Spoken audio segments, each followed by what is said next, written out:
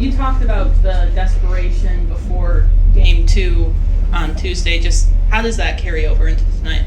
I think anytime that you're a win or go home situation, there's desperation. And so it has to carry over. We're in the same situation. Our back is against the wall. We got to come out and we've got to play with that sense of urgency. We've got to play with that hunger. We've got to value every single possession and every single opportunity. You guys have done a pretty good job of limiting Aliyah Gray this series. When it comes to the perimeter defense on her specifically, what do you like from that, and what do you have to do tonight to make sure she doesn't get going? Well, we got to keep her uncomfortable. I think Kelsey has done a really good job of just staying on her and trying to make everything really difficult for her. And we got to continue to do that. We can't afford to be undisciplined and allow her to get to the free throw line, allow her to get to her spots. We got to make her hit tough shots, tough twos preferably. But I think Kelsey's done a really good job of continuing to try to limit her easy opportunities.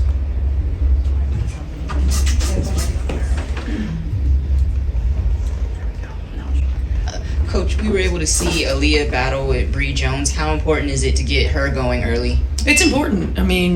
She's not just a facilitator for us, she's a scorer for us. And we've got to find ways that the way that they pack it in to get her touches where she can go to work.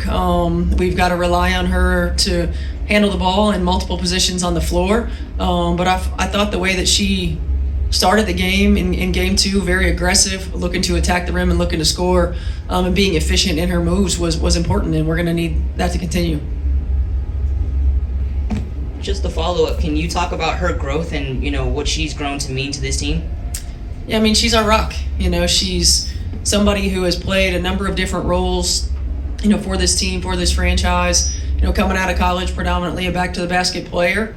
Last year with C, a lot in the two-man game, and this year we're adding playmaker to her role. And she's continued to elevate her game. She's continued to embrace expanding her game. I love the threes that she took in game 2. Want her to continue to do that and hunt those opportunities. She really has been our rock, and we need her to take it to another level for us tonight.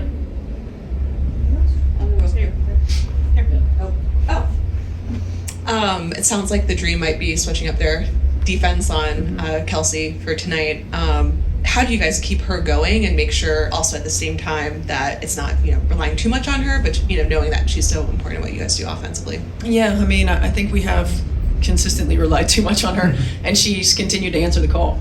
We've just got to continue to get her moving. We've got to work a balance of off-ball and on-ball actions, multiple screening actions.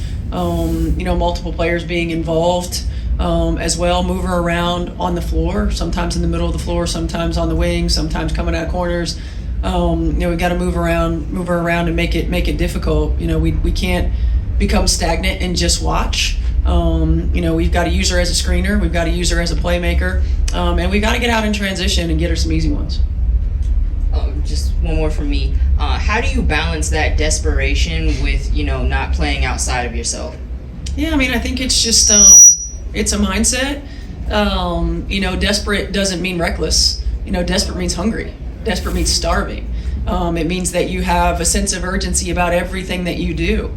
We have to be willing to get on the floor after loose balls. We have to be willing to understand the magnitude of every possession. We have to be willing to finish plays with box outs. It's that kind of urgency and desperation in terms of understanding, what's at stake. And nobody on our team, and we talk about this a lot, nobody needs to play outside themselves, but everybody needs to be the best version of themselves.